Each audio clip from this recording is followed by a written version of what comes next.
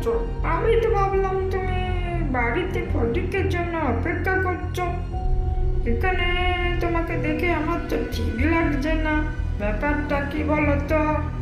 আমার মুখ থেকে কেমন আওয়াজও বের করছো। তুমি এখানে কি করছিস? আমি বডিগার্ড মা নই, তোর বউকে নিয়ে এসেছি। এবার তোকে আমি এখানে আটকে রাখবো। অত প্রশ্ন কিসের? বেশি ধ্যানের পেনারি করবি তো এখানেই ঘুম পাড়িয়ে দেবো। বড্ড প্রশ্ন করিস তুই। চল তো দেখি, এবার আমার সাথে চল এখান থেকে।